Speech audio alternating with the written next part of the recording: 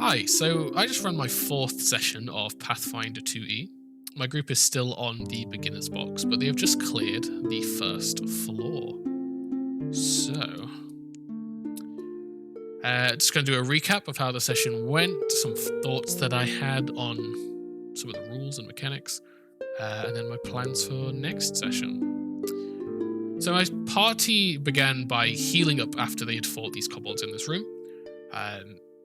Seems like Pathfinder expects them to be at full health after every encounter, so had no problems there. Just let them heal up using the medicine kits.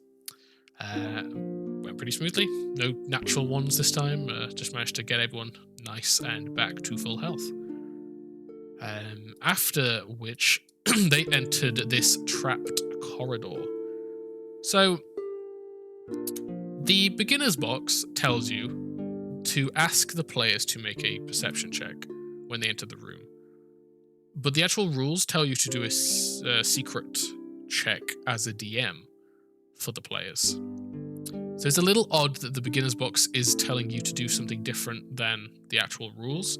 I'm not really sure which you're supposed to do or what the common consensus is as to which is better. I decided to go with like the official ruling and make the secret checks for them.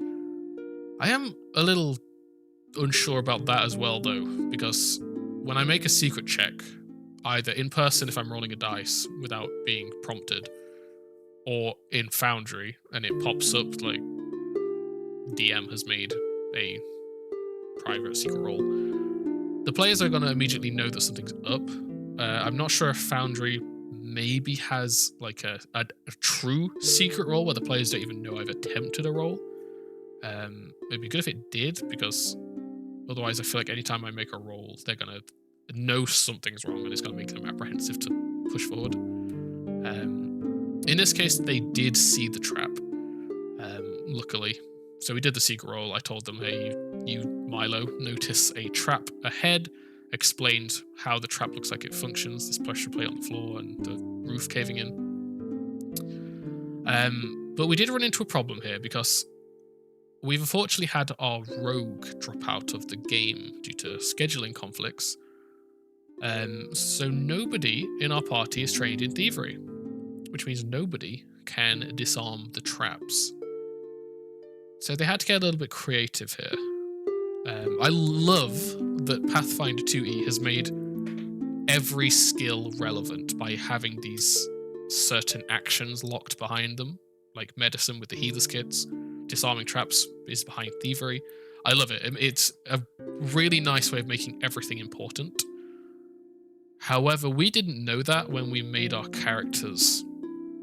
So now that we've lost our rogue, he was also one of our healers. He had medicine trained, and he was the only one with thievery trained.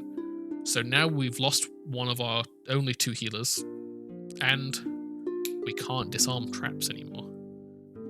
Which is a problem, but it's one that I think I'm going to rectify by, once we finish the beginner's box, once they level to level 2, I'm going to say to the players, start your characters like as fresh as you want to. Keep the same like race, name, class, just for consistency with the actual game. But if you want to redo your attribute points, you can. If you want to redo your skills, you can.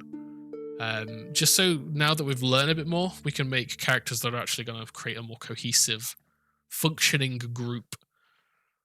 We're also going to have to replace that for that fourth player, which I'm working on. Hopefully in the next like month or so, we'll have their new player there, and the group will be the correct size to actually deal with some of these encounters. But back to the trap.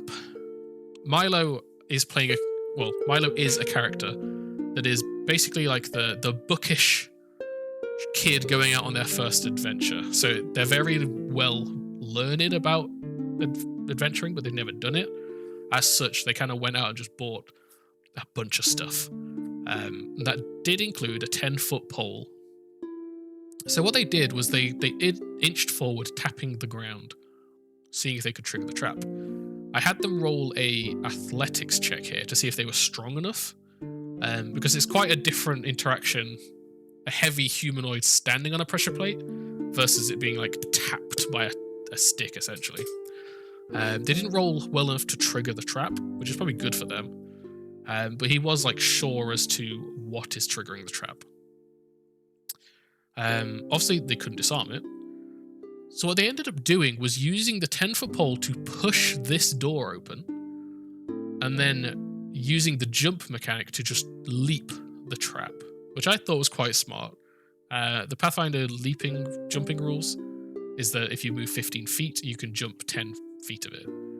Or sorry, if your movement speed maximum is above 15, you can do a jump that is 10 feet, which means you skip this middle square.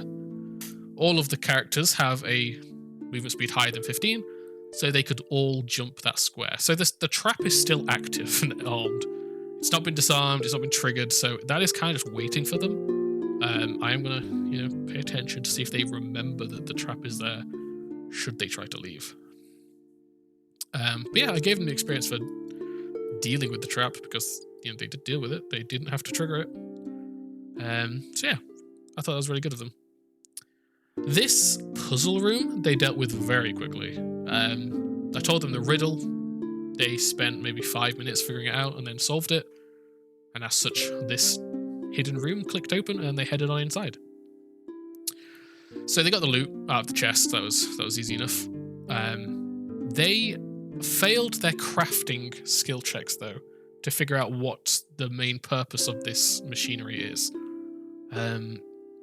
They learnt enough to know that it's a trigger for a trap of some kind, but they didn't know whether it was active or deactivated, and they didn't know where the trap actually was that it's going to trigger. So they pushed it open. Sorry, they turned it on. They pulled the lever. I'm not sure why. I'm getting confused how to say that. They turned on the trap and then turned it off again. And they were unsure as to what it is, so they decided to just leave it. But they kind of assumed that it was to interact with something along this line. Because the wall allows you to see through, they thought it'd be something triggers along this corridor, essentially. So they came up with the plan to lure the kobolds, which they heard through the wall, into this area and then pull the lever. Either it'll hit them if it's already on, or they'll pull the lever and then it'll trigger. It didn't quite go that way. Due to initiative and some apprehension as to how to effectively use all their actions, they didn't end up managing to pull that plan off. So May ran into the room and basically strided twice to get to around here. Now, because of this was dark originally. They couldn't see the kobolds that were stood over here. They were in darkness. They were hidden condition. So she made an attack, failed the flat check to try and hit them, and then that was her turn. So instead of using that last action to stride a third time and run away to pull them this way, she ended up just staying over here. In which case the kobolds felt no reason to push further than that, so they all just kind of started throwing spears and things at her. As such, the plan didn't really work, and they ended up abandoning it and all just pouring into the room to have just a pretty standard brawl, essentially.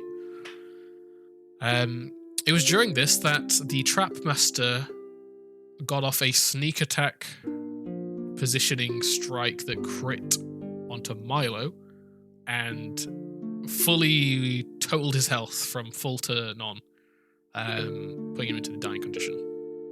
So that answers my question from a few sessions ago, where my players were getting these crazy crits and doing like 31 damage. And I questioned whether, monsters can do that too. Obviously, mechanically they can. I was wondering whether they were designed in a way that made it less likely. They're not. The monsters can absolutely crit and one-shot your players at this level anyway. They got him up with a health potion almost immediately, and then with good positioning and some pretty strong attacks, they managed to kill the rest of the kobolds without too much threat. But it was good to know. I think it was a good learning experience for the players, because so far they've gone down a few times, well, twice now, and they've been taking hits, but nothing's like one shot like that.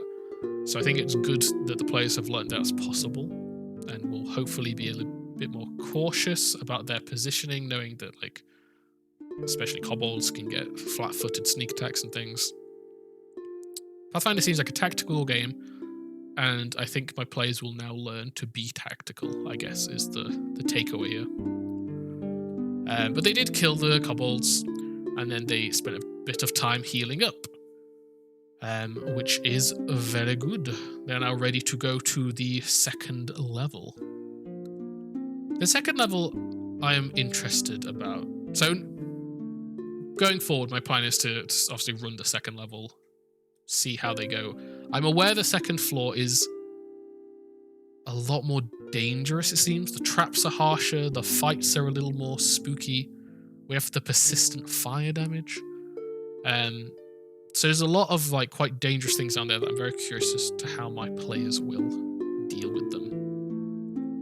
I mean, straight away, if we go to the second floor, we have this encounter where the kobolds start like hidden. The players interacted with hidden a little bit, so we figured out, you know, the flat DC 11, I think. Checked it, see if you even hit them, and then to get like flat-footed against you or something. I can't fully remember, but I'll remind myself before we run this session. So yeah, I'm curious to see how they like deal with hidden in combat. The fire persistent damage I'm very curious about. A DC 15 flat check seems quite hard to hit. That's like there's a 1 in 4 chance of actually hitting it. And I'm not sure my players are going to be in a position where they're comfortable using actions to try and get rid of that persistent damage. I think they're going to be in still a bit of a 5e mindset, where they are going to almost assume like it'll be for, you know, a couple of rounds, because that's how things are in D&D. Is like, you know, you have a 2 or 3 rounds of this bad thing and then it's gone. So having this just last until you put it out with a flat check is going to be interesting. Because another way of 5th edition does it is just use your action to get rid of it, and that's like, whoa, that's my entire turn gone basically to get rid of it. But in Pathfinder, you have 3 actions, and you might need all 3 of them to actually roll well enough. So we'll be seeing how that goes down, I guess. Yeah, I'm not sure how my players are going to interact with that persistent fire damage. I'm thinking it'll take probably 3 sessions, maybe 4 sessions to get through all these fights, because they seem like pretty big ones. Pretty nasty ones. But I'm sure my players will handle it. Hopefully we will have the 4th player by then. I'm doing a one-shot with someone soon to see if they like enjoy the game, basically. If they mingle well, that's what I'm trying to say. If they mingle well with the group, I think they'll be a good addition if they are interested in playing. And that should solve our missing player situation. I have been toning down the fights a little bit, but I'm new to Pathfinder, so I'm not confident in my ability to amend fights. We'll see how it goes. But yeah, that was how session 4 went, and my plans for the next session. Thank you so much for watching. If you have any advice, please leave a comment. I'm trying my best to learn this game, but it's pretty big, pretty extensive, and a lot of the time I just don't know where to look. So any advice is greatly appreciated.